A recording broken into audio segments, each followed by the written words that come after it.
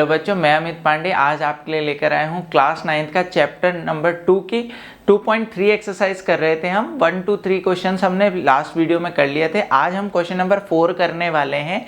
और ये भी बता दूं कि आज का जो क्वेश्चन होने वाला है वो आगे इन फ्यूचर 10th में भी आपको बहुत हेल्प करने वाला है।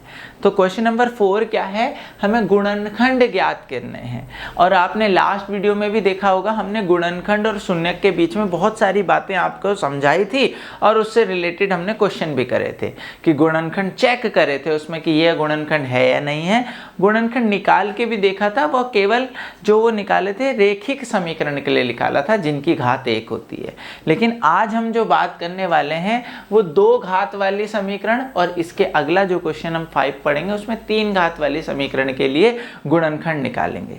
तो इसके निकालने का, हर एक के निकालने का एक अपना तरीका होता है, उस तरीके को हम यहाँ फॉलो करेंगे। उसके लिए आज आपको पहले कुछ चीज़ें समझनी पड़ेगी। सबसे पहली बात, गुणनखंड कितने होंगे ये बहुपद को देख के बताया जा सकता है। जैसे मैं इस बहुपद की बात करूं तो इस बहुपद की घात कितनी होगी। घात का मतलब है जो यहाँ पर चर यूज हो रहा है, मतलब ABCD का जो लेटर यूज हो रहा है x, उसकी सबसे बड़ी पावर, तो यहाँ 1 पावर, यहाँ 2 पावर। तो भाई आपने देखा इस बहुपद की अधिकतम पावर 2 है x की, तो इसकी घात होगी 2। इस वजह से इसको द्विघात बहुपद कहा जाता है। तो द्विघात मतलब 2 घात वाला बहुपद है। तो 2 घात वाले बहुपद के जो गुणनखंड होंगे वो 2 होंगे, 3 घात वाली के 3 होंगे। तो ये बात सबसे पहले आपको पता रहनी चाहिए कि 2 घात वाली के जो गुणनखंड निकलेंगे, 2 गुणनखंड निकलेंगे। 1 घात वाले का 1 गुणनखंड। तो यहाँ हम अभी फिलहाल बात कर रहे हैं 2 घात वाले की, तो इसमें 2 गुणनखंड निकालने हैं और हर एक का तरीका अपना अलग अलग होता है। 1 घात वाली जिन्हें रेखिक समीकरण कहा जाता है, उसमें तो हमें बहुपद दिया जाता है उसको बराबर 0 रख के x का मान आ जाता है, कोई एक ही मान आता है x का। लेकिन यहाँ का तरीका थोड़ा दूसरा है और 3 घात का भी थोड़ा अलग होगा। तो देखिए, इसके लिए हमें क्या करना है, सबसे पहले अपने बहुपद को तुलना करनी है। किससे तुलना करनी है, मैं इस तरफ लिख रहा हूँ। सबसे पहले जो हमारी द्विघात समीकरण होती है, हमारी द्विघात या बहुपद बोल लें, द्विघात बहुपद जो होती है वो होती है इस तरीके की, ax² plus bx plus c। इससे कंपेयर करना है, इससे तुलना करनी है। तो इससे तुलना करेंगे। देखो ये सारा काम अभी फ़िलहाल मैं आपको समझाने के लिए कर रहा, पर लेकिन जब आपकी प्रैक्टिस हो जाएगी फिर आप ये बहुत जल्दी एक नज़र में कर लेंगे। पहले हम समझा रहे हैं कि द्विघात समीकरण इस तरीके से होती है जिसमें x² के आगे ये जो नंबर होता है इसे बोलते हैं x² का गुणांक, मैं पढ़ा भी चुका हूँ। ऐसे ही इस b को बोलते हैं चिन्ह के साथ, ये होता है x का गुणांक, और c होता है अचर पद। ऐसे यहाँ पर तुलना करी तो a बराबर, ध्यान देंगे, a बराबर हमारा आया 12। देखो x² अपनी जगह है, a की जगह क्या आया 12। ऐसी b की जगह क्या आया, देखो x अपनी जगह है, b की जगह क्या आया चिन्ह सहित -7, और c की जगह क्या आया, c बराबर 1। ठीक, तो हमने यहाँ सबसे पहले अपनी द्विघात समीकरण या द्विघात बहुपद को तुलना करी और a b c के मान निकाले। a क्या होता है, x² का गुणांक, b होता है x का गुणांक चिन्ह सहित, और c होता है अचर पद बचा हुआ। और अब करने का तरीका, करते क्या है, सबसे पहले हम a गुणा c करते हैं। a गुणा c कितना होगा, 12 गुणा 1, हमारा आ गया 12। अब इस 12 को ऐसे टुकड़े करने हैं, पहले तो 12 के टुकड़े देखेंगे कितने हो सकते हैं। 12 के जो टुकड़े हो सकते हैं उनको गिनेंगे पहले। तो पहला टुकड़ा हो सकता है, पहले 1 के टेबल में आता है 1 और 12 जा 12, फिर 2 के टेबल में आता है 2 6 जा 12, 3 के टेबल में आता है 3 4 जा 12, 12 को हम 3 भागों में तोड़ सकते हैं। 12 को 1 गुणा 12 भी लिखते हैं, 2 गुणा 6 भी लिखते हैं, 3 गुणा 4 भी लिखते हैं, और 4 के भी पाढ़े में आता है 4 गुणा 3, तो यही उल्टा हो जाएगा। 6 के पाढ़े में आता है 6 दूनी 12 एकम, तो ऐसे भी लिखते हैं, लेकिन हम वही लिखेंगे, एक ही बार लिखेंगे। 3 गुणा 4 लिख लो या 4 गुणा 3 लिख लो, बात एक ही है। तो क्या कहा, सबसे पहले जो समीकरण मिलेगी उसमें ए बी सी देखा, फिर हमने ए और सी की गुणा करी,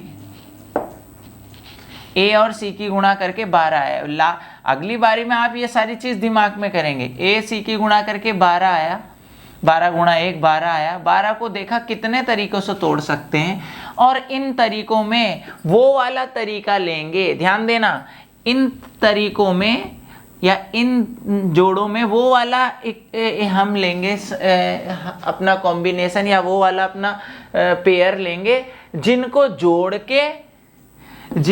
जोड़कर या घटा करके,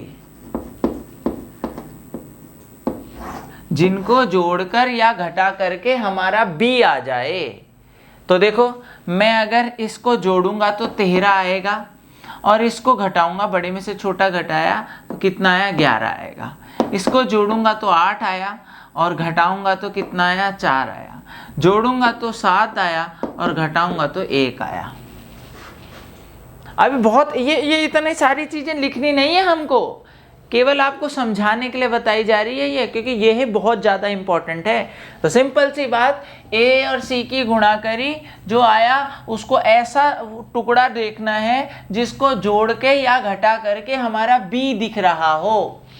तो हमने देखा भाई, जो ये दिख रहा कौन सा, 3 और 4 ऐसा टुकड़ा है जिनको जोड़ के बी जैसा कुछ आ रहा है। तो हमें चाहिए माइनस बी, ध्यान दो। तो देखो, इसको 12 ऐसी लिखा, अच्छा माइनस भी ऐसे लिखा, 7 को लिखा ये वाला टुकड़ा, क्या 3x। अच्छा 7 कैसे आएगा ये भी ध्यान रखना। एक और सरल तरीका बताता हूं कि आपको इतना भी ध्यान नहीं देना ज़्यादा, इस एक स्टेप और कम हो जाएगा। 3 और 7, 3 और 4 7 कैसे आएंगे, हमें माइनस का 7 चाहिए। तो हम क्या करेंगे, माइनस का 3 और माइनस का 4x लेंगे, तो जाकर वो फ्रेंडशिप हो जाएगी, इकट्ठा हो जाएंगे, माइनस के 7 आ जाएंगे। डायरेक्ट करेंगे हम। अगर हमें प्लस का 7 चाहिए होता तो मैं प्लस का 3 और प्लस का 4 लेता, तो माइनस का 7 चाहिए तो -3 -4 ले लिया। तो 7 को हमने एक टुकड़ों में तोड़ के लिख दिया, +1, और सरल। तो ये बस ये अगर कर लिया आपने सही, तो समझो आपने ये गुणनखंड कर दिए। अब अगला काम क्या है, पहले जोड़े में से देखना है क्या कॉमन आ रहा। तो भाई एक तो x दोनों में है, इसमें 1x है, इसमें 2x है, तो 1x तो दोनों में है, 3 भी कॉमन है, तो बचेगा कितना भाई, 1x बाहर आ गया और 3 आया, तो ये 4 बचा। यहाँ से पूरा बाहर आ गया तो 1 बचा। ठीक, दूसरी चीज क्या देखनी है, हमेशा यहां से क्या कॉमन आ रहा, भाई यहां से कुछ कॉमन नहीं आ रहा तो 1 लिख लिया, लेकिन ध्यान देना है अंदर यहां जो ब्रैकेट में आएगा और ये ब्रैकेट में हमेशा सेम होना चाहिए। मैं बोल रहा हूं ये वाला ब्रैकेट और ये वाला ब्रैकेट में जो आ रहा है वो हमेशा सेम टू सेम होना चाहिए। तो इसके लिए हम क्या करेंगे, यहाँ क्या है 4x, यहाँ क्या है 4x, माइनस फालतू है तो माइनस को बाहर रख दिया, तो क्या बना 4x, माइनस इससे भी बाहर आ गया तो क्या बना -1। आप गुणा करके देख लो, माइनस माइनस प्लस, क्योंकि माइनस कॉमन लिया यहाँ से तो बाहर आ गया, इसके पास नहीं था तो ये माइनस हो गया। तो अब ये ब्रैकेट वाला एक साथ लिख लिया 4x - 1, और विदाउट ब्रैकेट एक साथ लिख लिया 3x - 1, और ये हमारे क्या हो गए, गुणनखंड हो गए। ठीक, ये हमारे 2 गुणनखंड निकले, और मैंने बताए थे कि जितनी घात उतने ही गुणनखंड निकलेंगे। बहुत आसान है। सबसे पहले समीकरण को तुलना करी, ax² + bx + c, a b c निकाले, a तथा c की गुणा करी, और उसके वो वाले पेयर देखे कि किन किन टुकड़ों में वो टूट सकता है, फिर उन टुकड़ों में से वो वाला टुकड़ा लिया जिसको या तो जोड़ के या घटा करके बी आ जाए।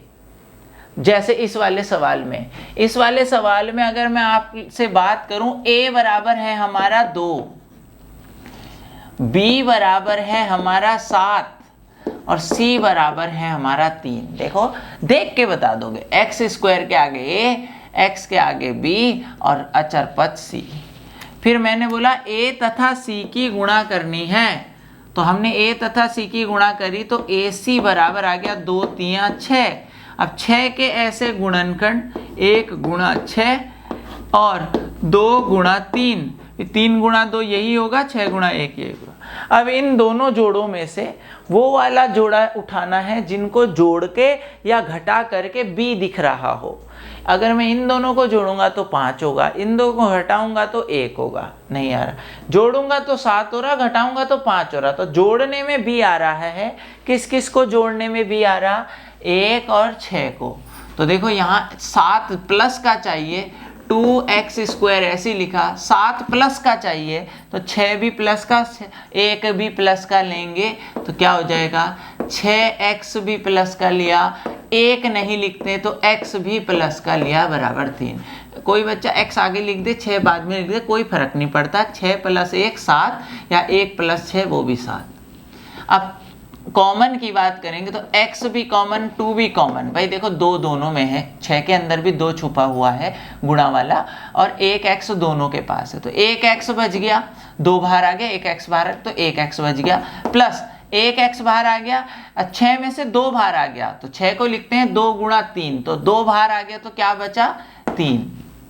अब हमने बोला था जो यहाँ बचेगा वही यहाँ ब्रैकेट में भी सेम टू सेम आना चाहिए, तभी सवाल सही है।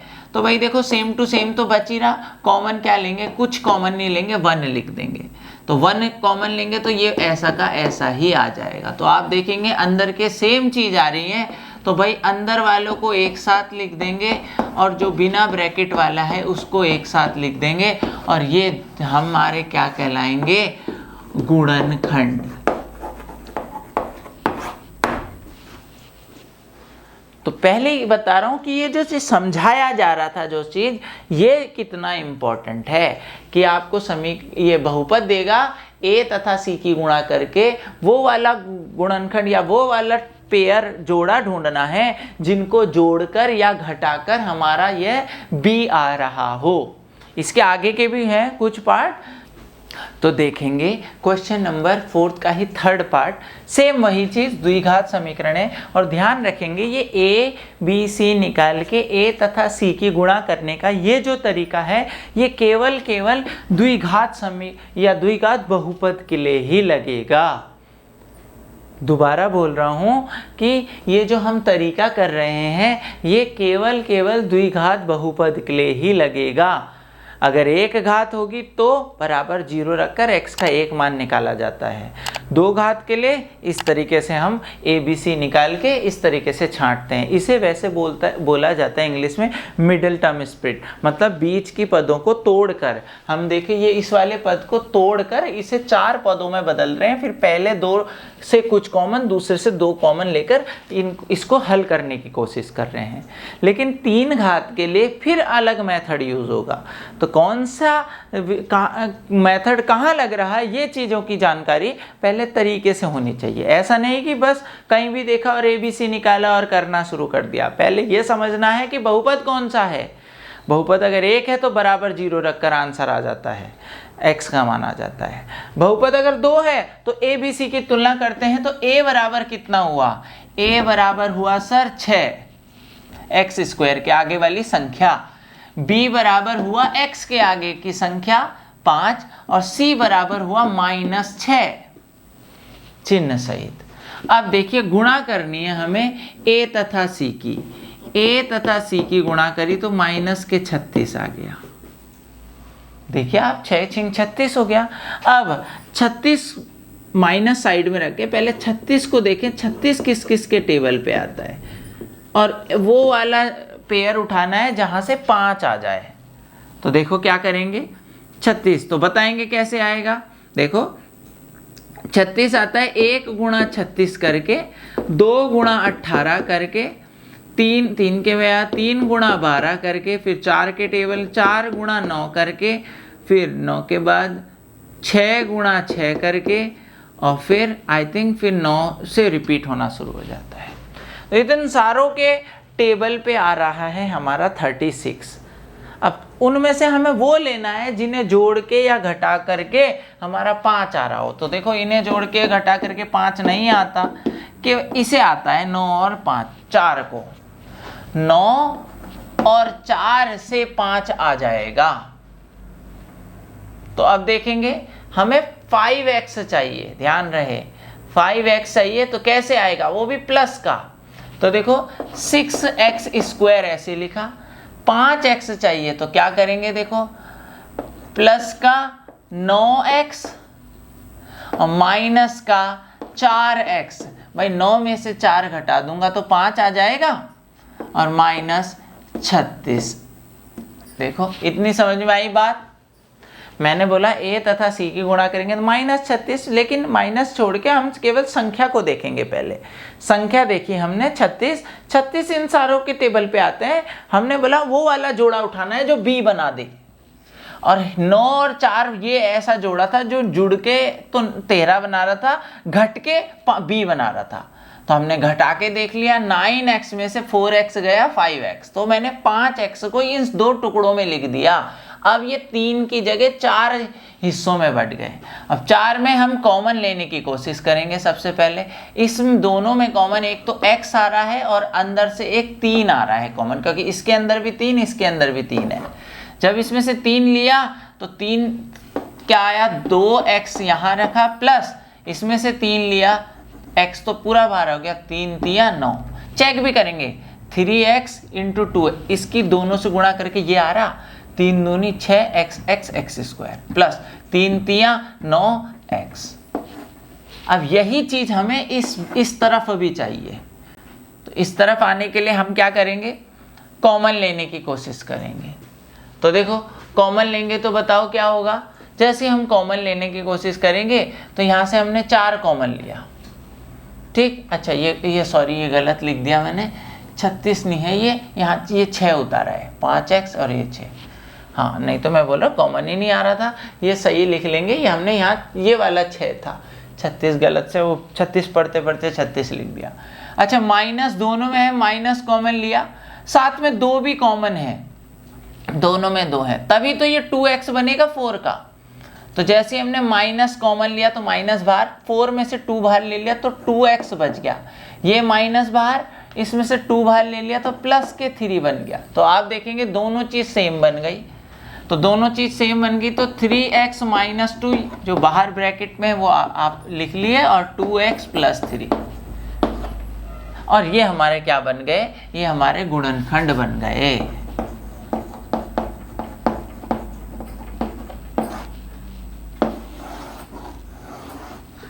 तो इस चीज का ध्यान रखेंगे कि a और c को गुणा करके 36 आया था, 36 को ऐसे भागों में तोड़ा जिससे हम 5 बना सके। 9 - 4 माइनस करके देखो b बन रहा, और अगर मैं इनकी गुणा करूं तो a और c बन रहा, ठीक। अब हमने कॉमन लिया और ये हमारा आंसर। अगला सवाल भी कुछ इसी तरह से है। अगर मैं बोलूं a का मान हमारा यहाँ पर 3 है, b का मान हमारा -1 है, c का मान -4 है, और अगर मैं a तथा c की गुणा करने लगा तो 3 चौक 12 हो जाएगा। 12 के ऐसे टुकड़े जो हमारा 1 आ जाए, तो 12 के ऐसे टुकड़े, तो आपको पता है 12 1 × 12 लिखते हैं, 2 × 6 लिखते हैं, 3 × 4 लिखते हैं। तो आपको पता है 1 तो केवल 3 और 4 से आने वाला है, तो 3x² ऐसे लिखा। भाई इनको जोड़ेंगे 11 या 13 आएगा, जोड़ेंगे 8 और -4 आएगा, नहीं तो माइनस करेंगे। लेकिन इसको माइनस करने से, तो देखो ध्यान देंगे क्या कह रहा हूँ, हमें -x चाहिए और जोड़ा है हमें 4 और 3 का। -x कब आएगा, माइनस कब आएगा, जब माइनस का ज्यादा होगा और प्लस का कम होगा, तभी तो एक माइनस का बचेगा। -4x प्लस के 3x। कई टीचर इसको ऐसे भी कराते हैं, कई टीचर इसको ऐसे भी बोलते हैं। मैं हर तरीके से आपको समझा देता हूँ। अगर मान लिया आपने कहीं और पढ़ा है, इसे ऐसे भी लिख सकते हैं। 3x² ऐसे लिखा, माइनस ऐसे लिखा, ब्रैकेट में ले लिया। हमें 1 चाहिए, x बाहर लिखा, हमें 1 चाहिए। तो इस जोड़े से जो हमारा 4 और 3 आया था, 4 और 3 जोड़े से 1 कैसे आएगा? तो 4 में से 3 घटकर आएगा, और -4 ऐसे भी कोई लिख देते हैं। मैं दोनों तरीके से आपको समझाऊंगा, डोंट वरी, आप इसकी टेंशन रहने दीजिए कि कैसे समझाया जाएगा। बहुत आसान तरीके से ऐसा भी तोड़ सकते हैं। देखो 3x² माइनस x मतलब 1x, x बाहर लिख दिया, 1 कैसे आएगा? 4 - 3, इसी जोड़े में से बनाना है। 4 - 3 -4 ऐसे लिख दिया। अब हम 3x² minus 4x minus minus, देखो -4x माइनस माइनस प्लस 3 बाहर से x और -4। और मैं डायरेक्ट आपको ये वाली लाइन बता रहा था।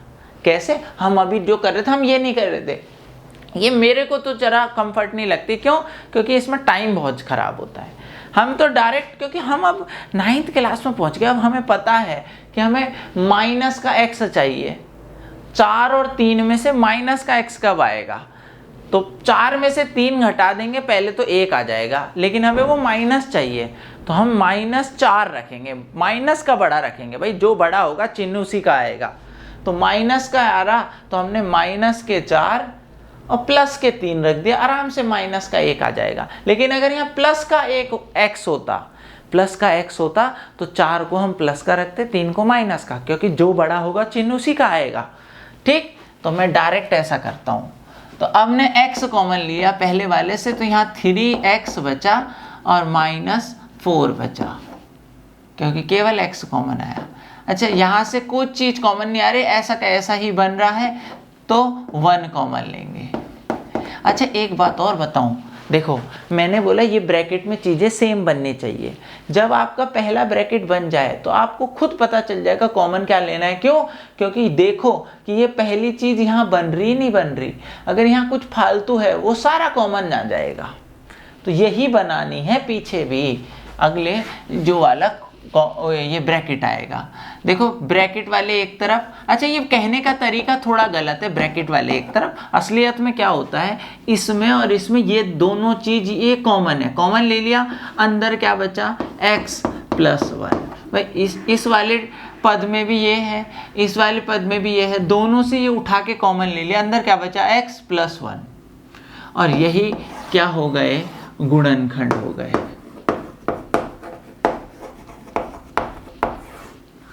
तो इस तरीके से हमने ये 4th क्वेश्चन किया। काफ़ी समझ में आया होगा ये क्वेश्चन, और इम्पॉर्टेंट है। ठीक है, तो अब हम 3 पावर के लिए करेंगे। 3 पावर में हमें काफ़ी कुछ नया सीखेंगे, तो चलिए देखते हैं।